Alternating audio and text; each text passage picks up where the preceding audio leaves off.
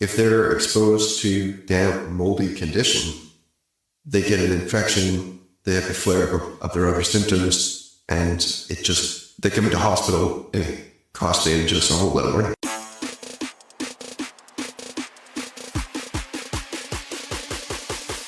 Stories, labels, misconceptions, NHS remains a blessing. Created in 1948, we want it to remain great. A podcast where we share our stories, explore solutions in all their glories. They say it's broken, but it's not done. With your hosts Val, Barrett, and Dr. Jeremy Anderson.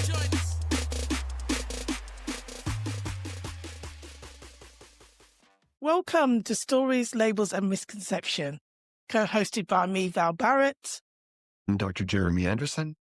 A podcast where we share our stories, experiences and explore solutions to the issues we face today within the NHS and social care. This week's episode comes in two parts, and this is part one. Housing and health, the real cost of inadequate homes. When we talk about housing in general, we all need housing. But when you put the word social in front of that word, all kind of connotations materialize, and we think something bad is for the poor, the ones in society that need the most help. Right. But yet we all need housing. And say you're offered a flat in a tower block. Yeah. The first thing you say is, I don't want to go above a certain floor. Oh, why is that? Because in social housing, the maintenance is bad. The lift breaks down. It's dirty. It's smelly. Nobody wants to go above, let's say, the fourth floor. Because you can expect the lift to break down and you don't want to have to go up 7 flights of stairs. Exactly. And then it takes ages for it to get fixed. And as soon as you see that, you think, how is the property going to look? Is it going to be clean when I go and view it? If it's in a block, what floor is it on? But yet, when you look at a high rise in luxurious Park Lane, everybody wants to aspire to the top because the top had the penthouse suite and it says wealth. It's the best view. If the lift breaks down, which it probably won't, it'll get fixed quickly. We know there's two different types. Now let's look at housing estates. Yes. Now, when we mention the word estate by itself, we think of a lord of the manor, a lady of the manor. They have their country estate. But as soon as you put the word housing in front of that, people think of crime. High unemployment. Yeah, high unemployment. You think of the worst things possible. But the only difference is one word in front of the same word estate. There's this negative connotation to the term. Yeah, because sometimes these homes are inadequate. I really don't think anybody would mind living in a tower block if they were kept nice, clean and safe. And the landlord actually looked after the block. Everybody wants to be proud of where they live. Whether you're unemployed, you're employed, you're a carer, it doesn't matter what your background is. Nobody wants to live in a dirty block. You phone them, you tell them over and over again, they've just broken down. And then you think of people that might get ill. Yes. People might very well have a source of disability, either because of a mobility problem or a respiratory problem. They can't be going up 17 flights of stairs. Exactly. I know a friend of mine lived on the 14th floor and their father was ill and the lift was out. They had to dial 999. Paramedics came and bless the paramedics. They carried him on a stretcher down. I'm not 100% sure if there is policy to state that anyone that does have a disability or is elderly or has a vulnerability is housed above a certain floor.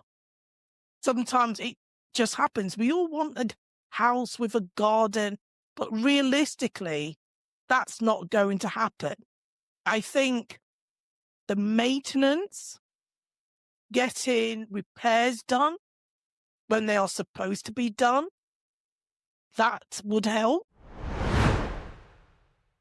Anyone who's exposed to the kind of black mold that grows in damp, moldy houses can develop a respiratory problem, even if you don't already have one. But if you've already got a respiratory condition, it just makes it so much worse. And what I see with my own patients is, because my patients are susceptible to infection, if they're exposed to damp, moldy condition, they get an infection, they have a flare-up of their other symptoms, and they come into hospital and it costs the NHS a whole lot of money. I think this is where we're at, where the housing conditions can influence our health. London Tonight highlighted the conditions what some people were living in, and that little boy, Barrett, died because he was living in a home with mould. This is one of the richest countries in the world. When we look at foreign aid, Britain helping other countries, there's nothing wrong with that. But when we look at the situation that we have here at home, people then have a right to look and think, you're helping somewhere else, but you're not helping us. You have forgotten us, the voters. In this day and age, no one, not in Britain, should be living in a state that I saw on London Tonight. That should have embarrassed us. And I hope it went around the world. That should have embarrassed our government to know that's how they are allowing that citizens to live. For those of you that didn't watch London Tonight and saw the condition of those homes, I will describe a few of them. Full of mould, blackened walls, ceilings blackened, water dripping down the walls, the floor soaked. Some of them had buckets to catch the water. One even had some sewage coming in. It was disgusting. And just because you're in social housing, you may be unemployed, single parent family, whatever your circumstances are, doesn't give these landlords the right to treat you like you're not human. I couldn't believe what I was actually seeing. These places look like they should have been condemned a long time ago. And to think that people would have complained over many years and felt like they had nowhere else to go and have to go to a TV program and show the country that this is how they would live in and talk about the treatment that they were receiving. That must have been so awful for these people to do that. And we have to do better. Was an absolute disgrace. I remember hearing the story of a lady called Sheila Selamain, 58 years old. She was discovered dead in her Peckham flat. They'd even gone in there and turned off the bloody gas. Alarm bells should ring. It's not as if neighbours didn't make phone calls. And you think, if this woman was a good rent payer, why all of a sudden has her rent stopped being paid? There are certain things that the bells should be ringing loud and you should be hearing that.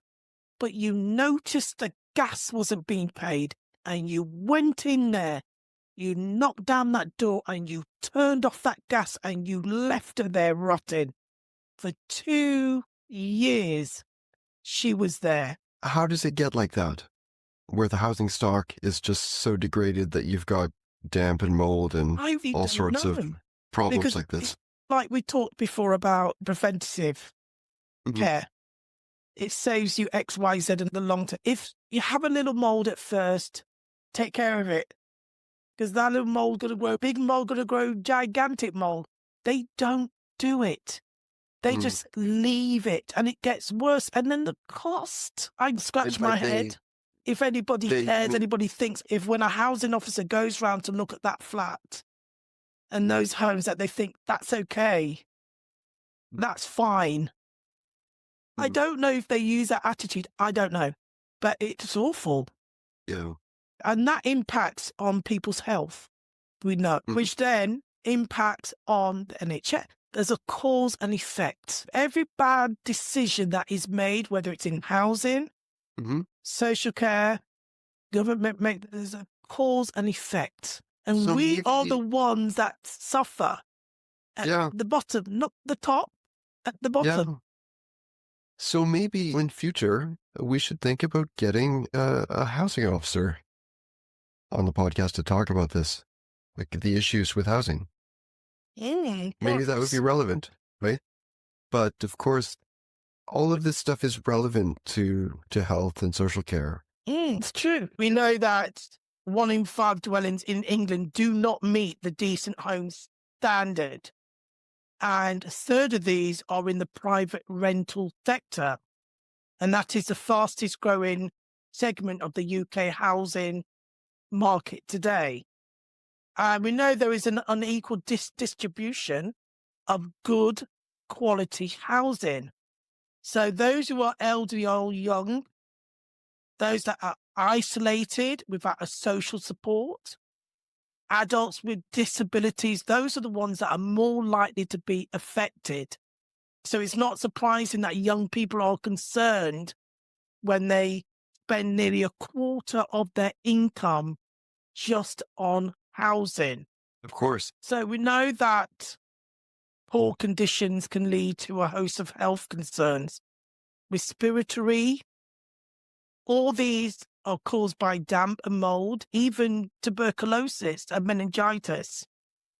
And that spreads more easily when it's overcrowded. Yes. If you have an overcrowded social housing flat where there's just lots of people in close proximity with damp and mold, then if one person gets something, everybody gets it. Yeah. So it's not just your physical health, your mental health. You're anxious, your mental health is likely to get worse. Obviously, that's going to increase your stress level. And we know that that mental health conditions get expressed according to your stress level. If you're doing really well, then it's much easier to manage a mental health condition. If you're stressed, if you've got a number of different stressors in your life, then it's more and more difficult to deal with your other problems. We're a country, we're not poor by no means, we're not. No. I think it's just the way that the money is redistributed and how the government views priorities. You'd think that housing should be up there. You need to live somewhere. We need a roof. We need shelter. You look at Maslow's hierarchy of needs. Yes, it is. You Yes. can't get a job. You can't get employment without housing. That has to be the first rung Yeah. of the ladder. Food, clothing, shelter, safety. Those things, there's no way to meet the needs that are more abstract. So it makes no sense talking about psychological health or emotional well-being or feelings of achievement if you're hungry and have nowhere to sleep. I can't remember what social program this was in Canada, where in trying to deal with people's social problems, including things like antisocial lifestyle, crime, drug use, it used to be that you had to fix those problems. There was a trial program that said, let's actually just give, so that was the idea, right? Of bribing people or rewarding them for making progress. But instead, a trial program that worked a lot better said, we don't care what you're doing. We're going to give you housing. And then you have a base. then those people, Yes. it's easier for them to take steps to fix their life. So instead of bribing them with a kind of amateur psychologist idea, just give people a house and then they've got one less thing to worry about and they've got energy and the capacity to start to tackle their other problems. So when everything around you is just crap, you've got no housing, no job, no future, no hope, and instead of punishing people that may be living on the streets, that person has a story. There's a reason why they're on the street. There's a reason why someone gets addicted to drugs. There's always a story. There is something there. And I just don't think we do enough, whether it's housing or like we talked before about social care. Everything's about Why social. do you think that is? Crap. Why do you think we don't do more? Why don't we do more? I don't know. One Money? part of me thinks, no, isn't money. I think it's priorities.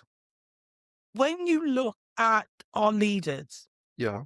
our legislators, and we think these people, they went to the best schools, they went to the best university, they should know better, they're surrounded by the best brains. I just think everything is in the interest of the rich and not the poor. That's what I believe politics is. When you look around and it's not just housing, it's just the poor in general, all those that are just about managing. Why do we have food banks? I think we are the 6th richest country in the world. I hear that actually our GDP is actually a lot lower than that. And we're not really as competitive in producing as much as we should. Like I said, I just think you can benefit the well-off and the rich better than it benefits the poor. Because as soon as something goes wrong, or as soon as they feel the country's mood, first thing they do is look at immigrants and look at people on benefit. Those are the first things that they look at. But that spends money on those at the bottom. If you raise benefits of those at the bottom or those in the middle, the money will come back into the economy. It's going to be spent. Yeah. I think you and I have talked about this before, about how it seems like the various systems in our society are not joined up. So what we talk about with housing, if we spend money on housing, this will help people either not develop conditions in the first place, or if they have long-term conditions, it will help keep them in a hospital. So that will save the NHS money. But I think probably what's happening is the people who are allocating money for housing, they're not looking at the NHS budget as being related to their budget, and NHS nothing about the housing or social care budget being related to their budget. Everyone's managing their own, but not realizing that if you put more money in one area, it actually helps another. Does that make sense? Makes sense to people like us. Yeah, I have a sense that it's just not being done. Maybe I'm wrong about that, but I really have a sense that these programs, maybe this would be a good time to mention this warm home prescription program that we were discussing earlier, which is a trial program that started in 2022 and 23. And this was a pilot program, a trial to see if giving people enough money to heat their home via prescription would actually help keep them healthier. So it was, what they did was they helped 823 vulnerable and low-income individuals in Aberdeen, Middlesbrough, Gloucestershire, and London. So they were contacted by the NHS, offered a warm home prescription that would be developed by local energy advisors. They credited their energy account, so they could immediately have enough money to keep heating their home, even when it was cold or when they didn't have a lot of money. 79% of recipients thought it had a positive impact on their physical health, and 70% said it improved their mental health. Not surprisingly, 98% of recipients said they wanted to take part in the project again. The healthcare staff thought it was a great idea. Thought it would reduce pressures on the NHS and free up hospital beds. And another thing that they cited that I think doesn't get enough attention is there's something valuable to proactively helping vulnerable people in the winter, even if it doesn't Yeah. save a lot of money. But being able to reduce financial pressure for people and helping people feel warm and comfortable in their homes is important. And so I think everyone thought it was a really good idea, and people were actually heating their homes more. I think there isn't data that I can find about whether it actually decreased hospital admission. So we're waiting for final recommendation. Yeah, but the money's going to be saved somewhere. I was watching Question Time. I think it was West Streeting that said £40 to see your GP. But if you can't see your GP, it's £400 in A&E. You think with that kind of figure, you think the government would do more about GPs. Yes. There's always a cost. There's always a saving to be made. And I think sometimes the government have got to stop thinking how much this is going to cost. Start asking the question, how much is this going to save? Yeah. For example, when it comes to investing in the infrastructure of the country, they were all jumping up and down about HS2, going to the north, what's that word, levelling up. And they spent all that money, compulsory orders, people had to sell their homes. And of course, what did they do? It got scrapped. And it makes you wonder if this is how they handled the country's finances, people's money, people's hard-earned money, they pay their taxes. How the hell do they manage their own household budgets? I know the two may not be the same, but the amount of money that was already spent on this project, for them to scrap it halfway through, says a lot about our government, our country, and how we lack investment in long-term projects. You look at short-term fixes and the amount it's going to cost now, instead of thinking, oh, what would it save in 10 years' time or 15 years' time? We are a growing population. Yes. I know we started off talking about housing, but when it comes to HS2, our transport system matters. Yes.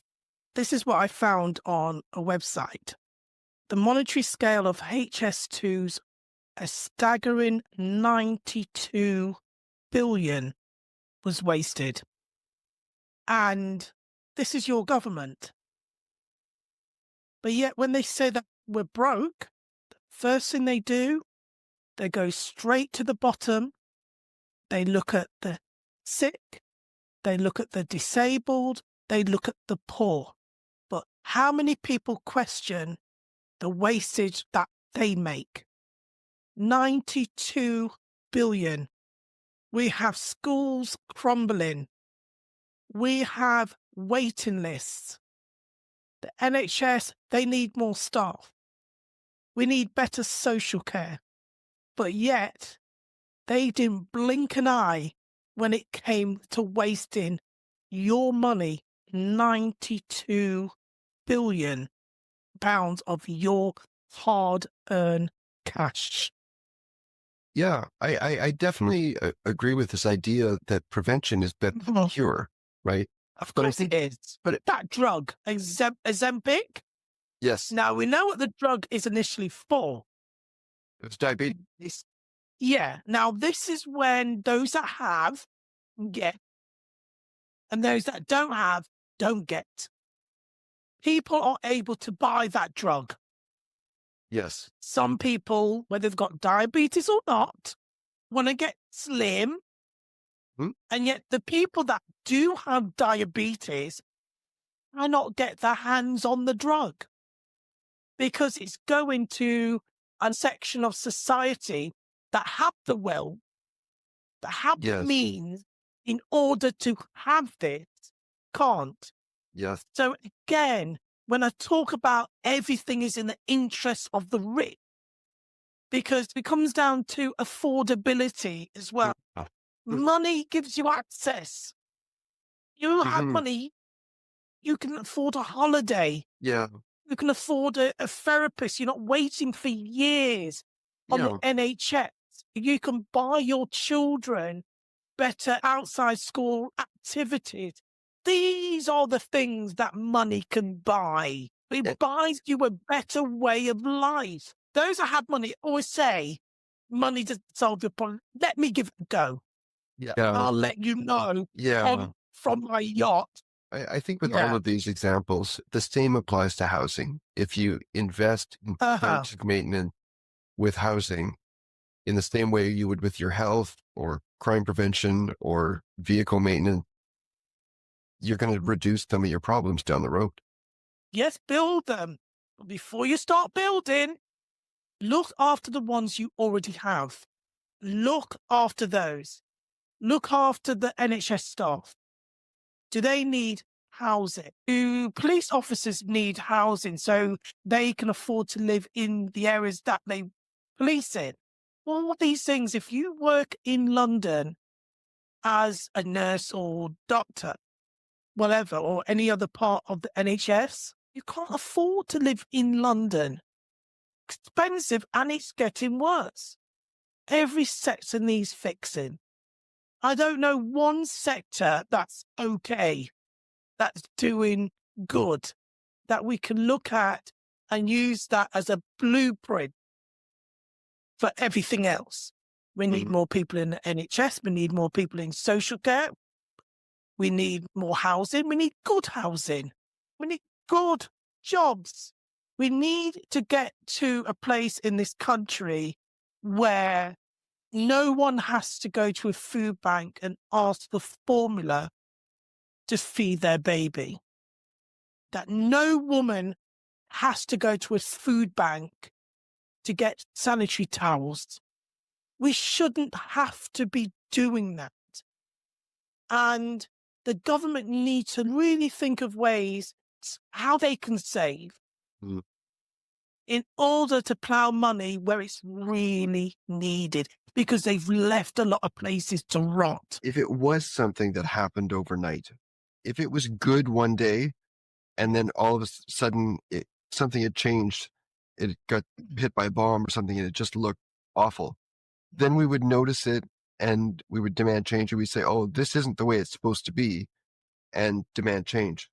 But when things are allowed to break down gradually over time, very slowly, almost imperceptibly day by day, it's harder to notice it. And actually, once you've accepted that it's at one level, it's not good, but it's acceptable, and you get used to accepting that, it becomes harder and harder to put your foot down and say, no, I won't accept that. And but if people complained over time, which I can imagine that they did. Sure. And when nothing happens, how can you imagine when a housing officer comes to visit your home, sees you catching water in a bucket, sees that the wall, instead of a nice colour on the wall, there's black mould on the ceiling, on the wall. It is really, and it probably smells. Yeah. What do you think could possibly, from a psychologist's point of view, be going through that person's mind? I don't know. I look at it and I think, how could they be still living there? Why weren't they put in emergency accommodation to get away from all of this until they decided how they were going to deal with that problem? That's the part I don't get.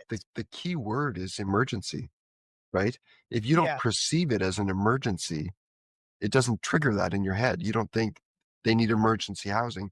If you don't think that's an emergency, if that's just the norm, where it's bad, but there's a lot of people dealing with this kind of stuff and it's not so much different than everyone else, it doesn't, at that point, it doesn't count as an emergency.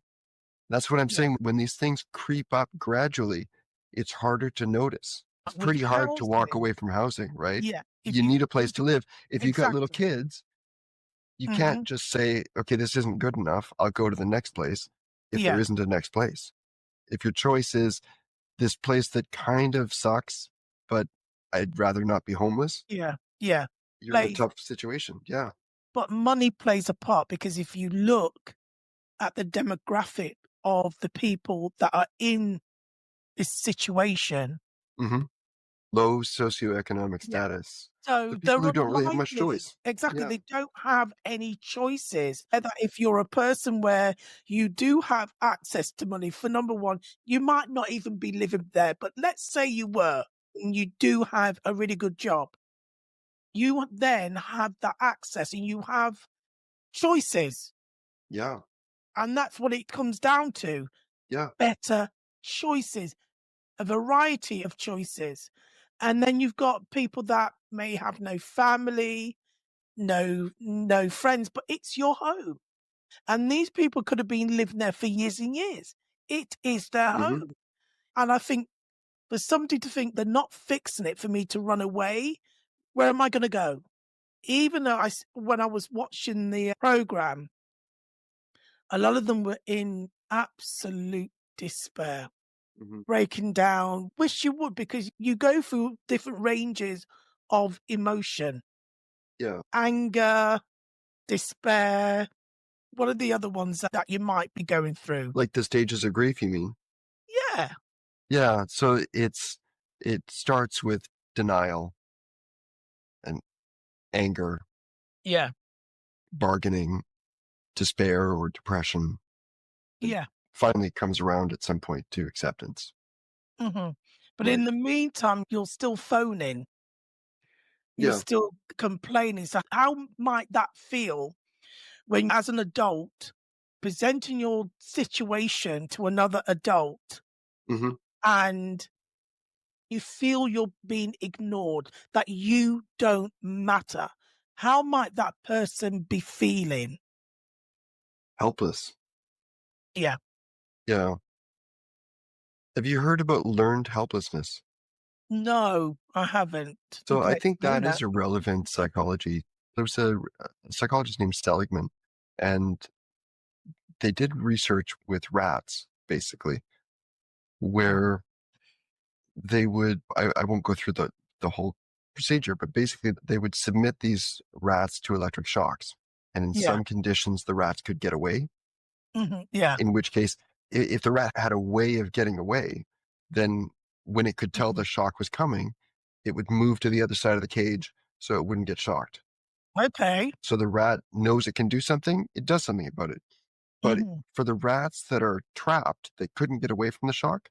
Yeah. At some point, they just lie down and accept the shock. Yeah. And the tricky thing is, even when you open the door so that they could escape, they don't. They've learned that they can't They escape don't and they just escape. lie Yeah. down. They just 'Cause take it, they're right? conditioned now. They're They're conditioned to think conditioned. this bad thing is coming. There's nothing I can do about it. I'm just going to lie down here and conserve my energy and just take it. Isn't that quite similar to Stockholm syndrome? I don't Yeah. know. Yeah, I there's just definitely some connection that, yeah, yeah, it's a different phenomenon, yeah, but it is the idea of like, how do I survive? I'm in this bad situation. What do I yes, it's do to survive? survival Yeah. kicks in. Yeah. Yeah. Mhm. And I think if you've learned that you're in this bad situation, there's nothing you can do about it, you just find a way to keep on living as best you can, That's right? So okay. so that's, I think, the psychological phenomena that goes on when people like I say, when these limits gradually get pushed and there's nothing people can do about it, they feel helpless. And even when there is something they can do about it, Yeah, they've learned that they can't do it. And yeah, what we're really talking about here is the whole idea of liberty and freedom, right? Just philosophically, what makes you free? There's a concept of what's called negative liberty. That's the government getting out of your way, right? Someone yeah, not holding you back. The less sort of interference in your life, the more free you are, right? yeah. But there's also this notion of positive liberty, that there's things that the government could do Mhm. to make your life better. right? There's certain people who are suffering more than others that even if no one's in their way, they've still got lots of barriers in their way. There's things that could be done to make them more free. And when you have those capabilities, now you have more freedom than you had before. Mm. And I think if we want to live in a society where people have as much liberty as is feasible, then we need to think about both kinds of liberty. Mhm. Both getting out of people's way and also giving them, just improving their life to the extent that they can be more free. Val, so for this episode, what's your story, label, and misconception? My story is about Sheila, the lady that was found dead in a Peckham flat. She was there for years. We don't have to rehash that, but yeah. My label is, I believe that social housing is a label in itself. Mm-hmm. Because when I'm in the earlier episode, when we talked about housing is a good thing, it's a positive thing. Mm-hmm. But as soon as you put that word social in front of the word housing, suddenly a negative happens. So I believe that in itself becomes the label. Yeah. That word. The term that comes with a lot of baggage, right?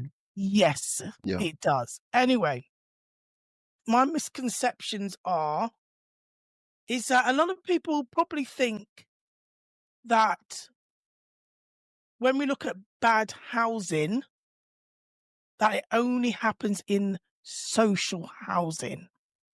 There's a lot of problems in the private rental sector as well. They're not at the moment covered by the decent home standard, whereas social housing is. So when you're in private rental, they have a problem where if they keep complaining, the landlord then finds a way to get rid of them. So, Jeremy, tell me what your story, label, and misconceptions are for this episode. Yeah, for this episode, I think the whole idea of the home heating prescription is an important story. And the label there really, I guess there's really two labels, and one is heating and one is health. Because we know that if Sunday is cold, it impacts on the NHS. It causes an Exactly. So the label we use is essentially arbitrary. So what's the misconception? The misconception is that those two things are different, that money for heating is different from money for health.